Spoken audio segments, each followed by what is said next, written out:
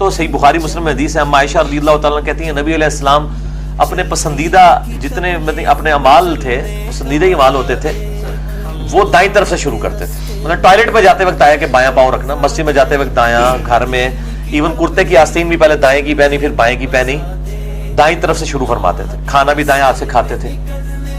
اور صحیح مسلم میں حدیث ہے آپ صلی اللہ علیہ وآلہ وسلم نے ایک شخص کو دیکھا وہ بایاں ہاتھ سے کھا رہا تھا. آپ فرمایا دائیں ہاتھ سے کھا، بایاں ہاتھ سے شیطان کھاتا ہے. اس نے اپنی عزت نفس کی حفاظت کے لیے جھوٹی موٹی کہہ دیا کہ میرا تو دایاں ہاتھ کام ہی نہیں کرتا. تو آپ کی مبارک زبان سے نکل گیا کہ تیرا دایاں ہاتھ پھر کام نہ ہی کرے، نہ ہی اٹھے.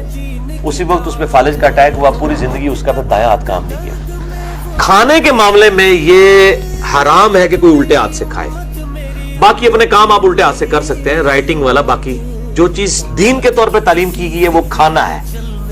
جوتی بھی اگر آپ الٹی پہلے پہن لیتے ہیں حرام نہیں ہے، خلاف سنت ہے. اور خلاف سنت بھی گناہ والی درجے میں نہیں ہے، افضلیت غیر افضلیت. وہ تو ہم اب جو کپڑے پہن رہے ہیں یہ کون سے سنت کے مطابق ہے؟ آج ہم نے تو کرتا اور تہمد استعمال کی ہے. ہم چلے کرتا تو پہنا ہوا لیکن شلوار استعمال کرتے ہیں. تہمد بھی میں کبھی کبھار باندھتا ہوں سنت پوری کرنے کے لیے.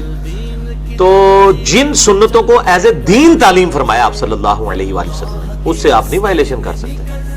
تو دائیں جوتی پہننا، دایاں یہ کرنا، پہلے یہ دایاں کرنا، یہ وہ ساری چیزیں جو ایز اے دین اس طرح فرض نہیں کی گئی ہیں آپ کے اوپر. افضلیت والے معاملات ہیں. جو فرض کرنا تھا اس پہ وعید سنا دی کہ دائیں ہاتھ سے کھاؤ، بائیں سے شیطان کھاتا ہے. کہیں آپ کو نہیں ملے گا کہ ٹوائلٹ میں پہلا دایاں قدم نہ رکھو کیونکہ شیطان دایاں رکھتا ہے، تم پہلے بایاں رکھو. اس طرح کا کبھی کمپیریزن نہیں ملتا.